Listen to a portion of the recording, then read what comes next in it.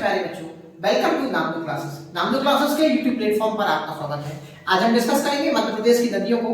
हमने अपने पिछले वीडियो में मध्य प्रदेश की नदियों पर डिस्कस किया। नर्मदा नदी, ताप्ती नदी, बेतवा नदी, क्षिप्रा नदी आदि नदी पर हमने डिस्कस किया। यह मध्य प्रदेश की प्रमुख नदी थी। लेकिन अब हम बाकी की जो नदियां हैं, यह भी मध्य प्रदेश की प्रमुख नदियां हैं, उनको भी हम डिस्कस करेंगे। तो अब हम क्या करेंगे, हम अभी तक हमने ये कि एक नदियों को आपको हमने पूरा डिस्कस विस्तार से बताया।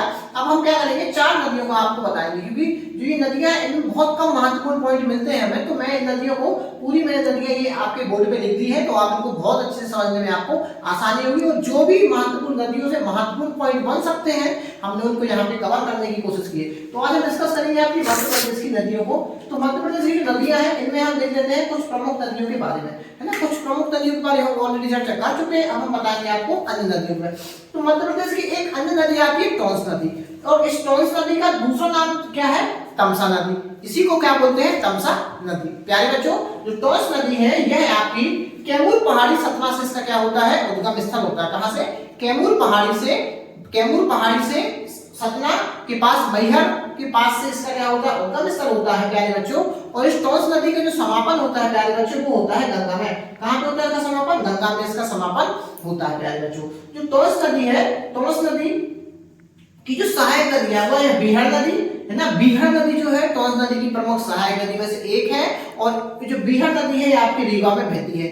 और जो बिछिया नदी है प्यारे बच्चों, ये भी टॉन्स नदी की सहायक नदी है। और जो बिछिया नदी है, इस नदी के किनारे आपका रीवा शहर बसा है ना। जिसे सफेद शेरों की भूमि भी कहा जाता है रीवा को।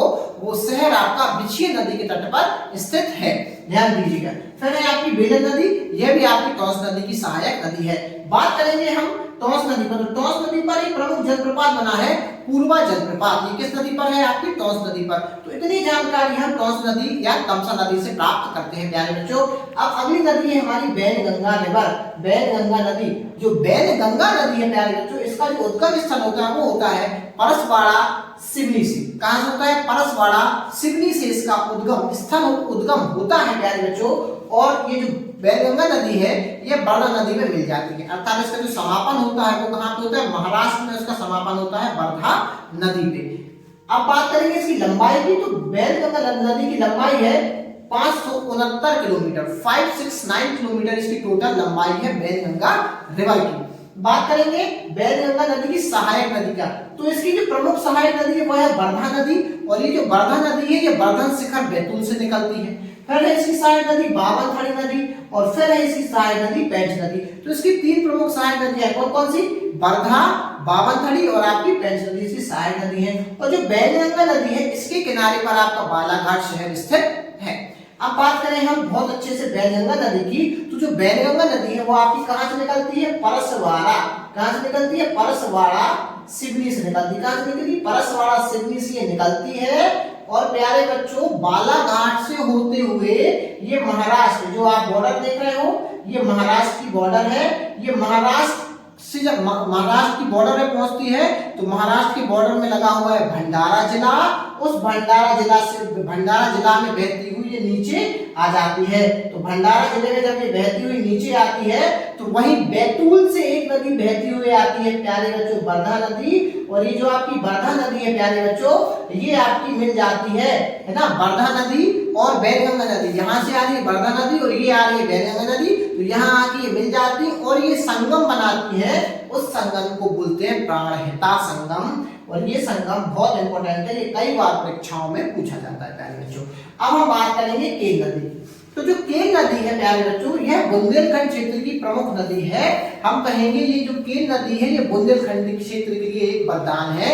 और इसी केन नदी पर अभी केंद्र सरकार ने, मध्य प्रदेश सरकार ने केन बेतवा लिंक परियोजना शुरू करने की घोषणा की है। और ये चालू होने वाली है कुछ समय बाद प्यारे बच्चों। तो जो केन नदी है, बुंदेलखंड की प्रमुख नदियों में से एक है। हम बात करेंगे केन नदी की। तो केन नदी का अन्य नाम है दर्णावती। क्या नाम है प्यारे बच्चों, दर्णावती। इसका जो अन्य नाम है वो क्या है, दर्णावती। और जो केन नदी है, इसका जो उद्गम होता है कैमूर पहाड़ी कटनी से।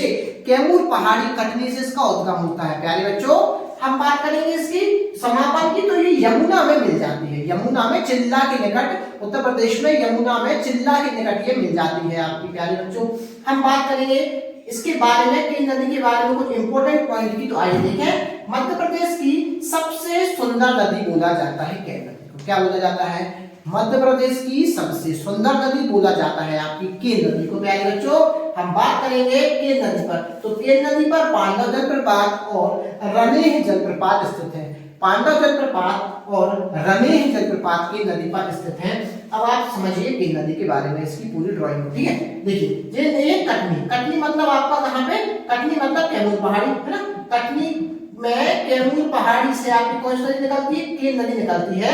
तो ये सबसे केन नदी जो निकलती है ना कटनी में प्यारे बच्चों, तो केन नदी कटनी में केवल एक धारा के रूप में निकलती है ना, एक धारा के रूप में निकलती है, छोटी सी धारा के रूप में निकलती है केन नदी कटनी में। लेकिन जब ये आपके पन्ना पहुंचती है तो पन्ना में इसका क्या होता है? बड़ा रूप हो जाता है आपका केन नदी का। जो पन्ना में केन नदी का बड़ा रूप हो जाता है और अपने प्रवाह जब ये बड़ा कर लेती है उसके बाद ये उत्तर प्रदेश के बांदा जिले में चली जाती है। कहाँ चली जाती है?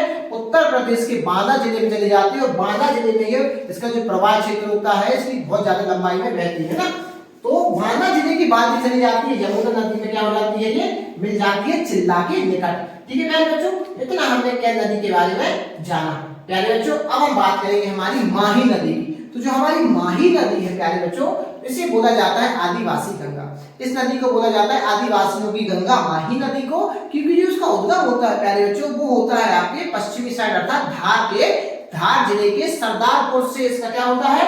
उद्गम स्थल होता है। धार जिले के सरदार विंध्याचल पर्वत के धार जिले के सरदारपुर से उसका उद्गम स्थल होता है आपकी माही नदी का। और जो आपकी माही नदी है ये आपकी खंपात की खाड़ी में जाकर गिरती है। अब माही नदी है प्यारे बच्चों, इसकी टोटल लंबाई वो है 560 किलोमीटर। 560 किलोमीटर इसकी टोटल लंबाई है प्यारे बच्चों। और माही नदी पर प्यारे बच्चों जमुना लाल परियोजना बनी हुई है, ये बनी हुई है राजस्थान में। और माही नदी पर कड़ाना बांध बना हुआ है गुजरात में। बात करेंगे माही नदी के किनारे स्थित शहर की, तो माही नदी के किनारे स्थित प्रमुख शहर है कुक्षी और धार। अब बात करेंगे माही नदी का महत्वपूर्ण पॉइंट के बारे में, तो माही नदी के प्यारे बच्चों ये कर्क रेखा को 2 बार काटती है। कर्क रेखा को 2 बार काटने वाली एकमात्र नदी है माही नदी। तो ये पढ़ा हमने मध्य प्रदेश की नदियों के बारे में। मध्य प्रदेश की टोंस नदी, बैलगंगा नदी, केन नदी और माही नदी के बारे में हमने आपको जानकारी बताई। अगर आपको ये वीडियो अच्छा लगता है तो वीडियो को जरूर आप लाइक करें। धन्यवाद।